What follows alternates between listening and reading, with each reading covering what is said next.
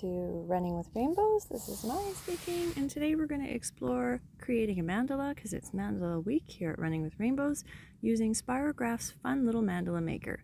You do not have to have a mandala maker to have fun with this idea. You can definitely give the video a watch, grab stencil kits you may have at home, a micron pen such as this Sharpie or a pencil, but you just want them to have a long tip so they fit into the gears of your spirograph. If you're just going to trace stencils, you don't need to worry about any of that except for maybe having a permanent pen to trace your stencils in so that when we go over it in watercolor, it doesn't smear the ink. I'm doing mine on hot pressed watercolor paper, but you could use yours on copy paper and then just use colored pencils or markers to color it in, but I would like to do watercolor. So here's an example of what we're doing today. It's inspired by a term in alchemy called eating the plate, which simply means going all in absorbing and using everything you have at hand and everything in front of you. So you will need a fork and knife and a circular object to trace to create the sort of idea of a plate. And the napkin we were going to do underneath is just using the Sharpie pen and a ruler, and I couldn't find mine at the time, so I just ended up using another piece of paper to trace my lines. So I hope you guys have fun watching this, and if you do try the class, I hope you share your work with me here on Substack or Instagram, or you can send it to me privately in a DM. So I'm going to get started. So I am going to set up a piece of watercolor paper. You could, of course, tack down any spirograph stuff that you're using with two-sided tape or low-tack tape. The mandala maker that I'm using is actually heavyweight, or not heavy, but like it's sturdy enough.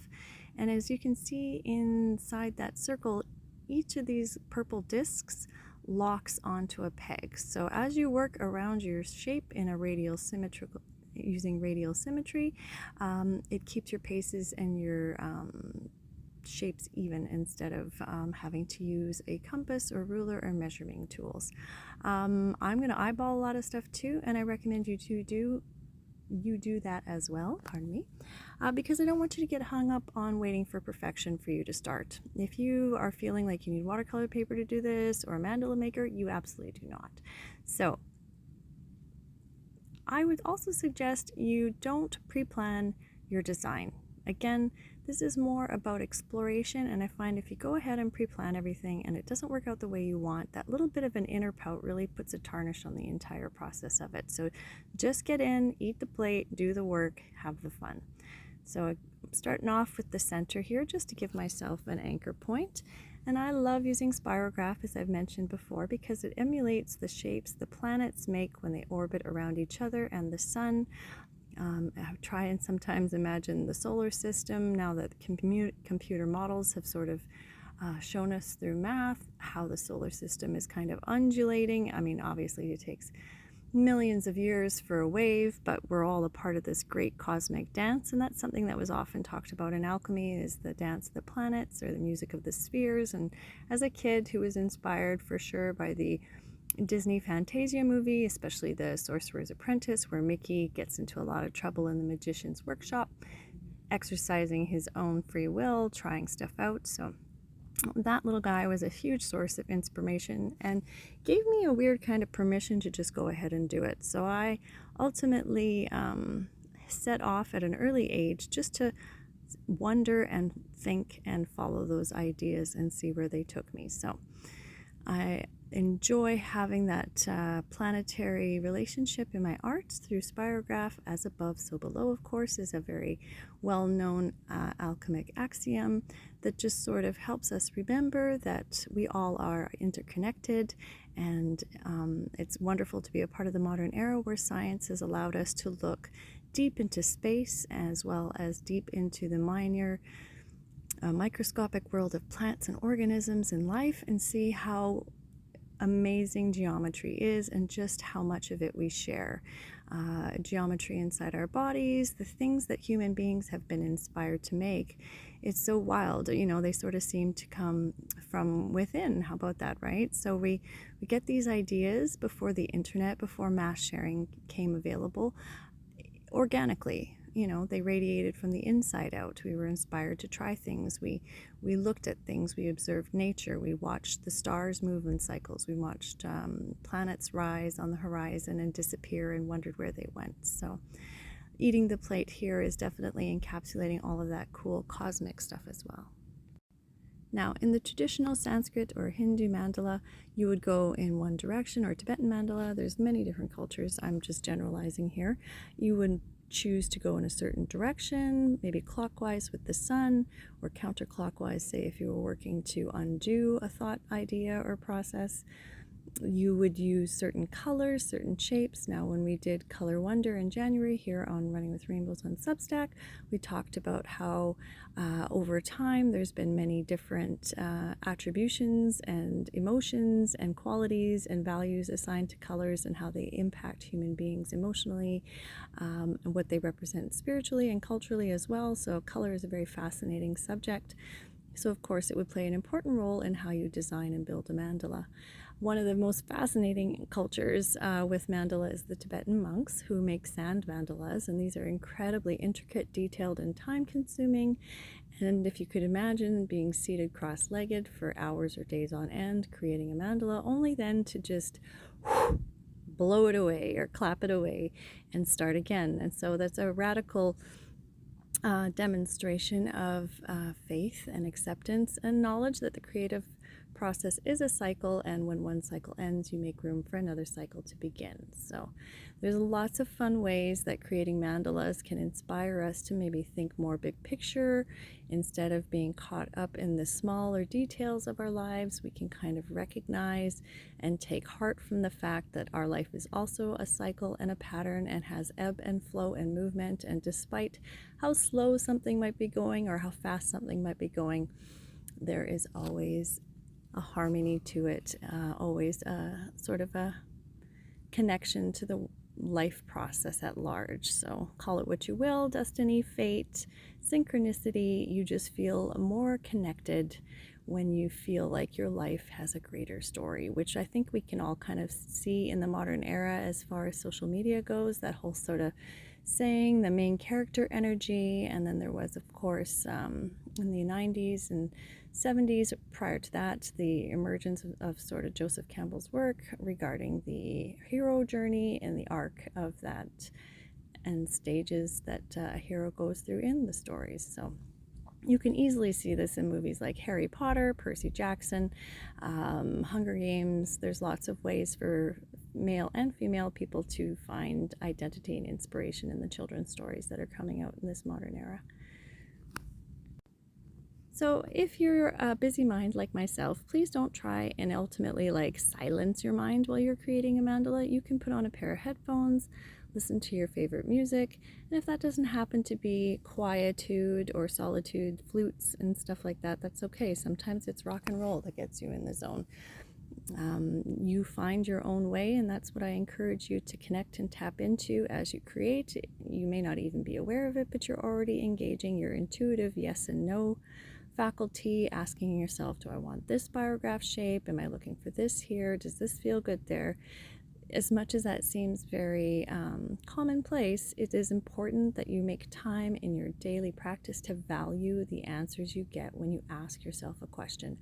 I grew up and I was very indecisive and just undiagnosed ADHD, a little bit of a chatterbox, constantly told to think before I speak, but without any extra guidance on what to think about before I spoke or why that would matter. So as I got older, and now that I'm, hitting my 50s and elder stage of life, I find that sharing some of the insights that came as a coping mechanism for dealing with myself could maybe inspire and help other creatives in their practice.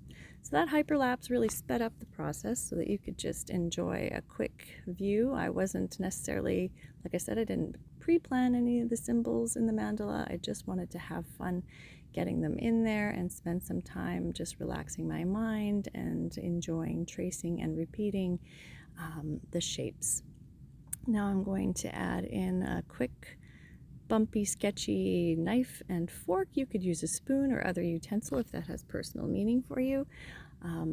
It is entirely up to you. What's nice about this process too is that you'll notice within yourself there's a very different quality to your thinking and assessing when you're working in the mandala geometry stage, when you're putting your shapes down, when you're thinking about radial symmetry and balance and harmony and focus. All of those prompts that we did for April is for alchemy are included in a mandala shape immediately. And as we get into the second part, where we're going to fill it in with watercolor, we will have naturally surface to our mind as we work the properties of color, the properties of value, of contrast, all of those prompts play in as we work. So it's fun to sort of take the opportunity to look at them individually and then to reincorporate them as they are sort of fluidly while we're working on an art piece in general. So I've got my fork and knife here, and now I realize I forgot my ruler, so I am going to use this demonstrative piece of art to trace in my lines. And that's something I also want to highlight to you. I love making these classes. I am currently still working on my phone to create everything. I don't own a laptop, but that doesn't stop me, and that's what I want to get across here. Don't let your resources or lack thereof dictate your creativity. If you just start and put your creativity out into your life, life has a unique characteristic that it reacts and responds in kind. So put your love and creative thoughts out there. Practice making mandalas to help you focus, to remind you to breathe. All of those activities on a day-to-day interrupt any negative thoughts that you might be experiencing. If you happen to be in a period of a down cycle, that's natural. Art can definitely help you just focus on being in the moment, enjoying listening to the sounds around you, the smells that might be occurring near you, what's happening in your body as you're working, all sorts of stuff. If you're feeling overwhelmed, you can just breathe through it and just continue to trace. So, and it'll be fun when you start to recognize those subtle shifts within you as you pay more attention to your process as an artist. It's definitely a flurry of energy with sometimes where you run into your studio space and you just do until you have to get back to other things. But when you're working on mandalas, it slows the pace and allows your inner world to kind of surface. And like I said, when you're creating the linear stage and all the design elements, your brain is functioning in one sense. And then as we come into the watercolor painting stage, you're going to engage your bit of your other side of your brain, your flow state, and a different energy is going to emerge in you as you decide what colors you want to do as you apply the color. That working with water is definitely going to shift your energy as well. So making a mandala engages all of the awesome inner stuff. It also provides an opportunity to retouch base with the fundamental principles and elements that exist in art. So I'm very excited to continue to use an artist oracle prompts and ideas all throughout the year. They will be here on April is for Alchemy. Sorry, I've been saying it for 30 days, so it's kind of stuck in my head. But here at Running with Rainbows on Substack. So it'll be a lot of fun and keep us connected to creating art in our DIY fashion, but also connected to the fine art world but through the elements and principles which are universal and found in all art and design, no matter what culture or practice you may find yourself doing. I'm excited this week to share some digital tips as well for creating mandalas. One of the subjects we talked about in April is for Alchemy was the Sustainable 7. And the Sustainable 7 are the 7 elements that help nourish and sustain the artist and an artist studio and space. So those I chose to represent in an alchemic way by these 7 planets, and which include the sun and moon, that were visible with the naked eye at the time that alchemy was sort of all the rage. I guess that would be Middle Ages, Renaissance. So the 7 planet order traditionally goes Saturn, Jupiter, Mars, Venus, Mercury, the sun, or the moon and the sun.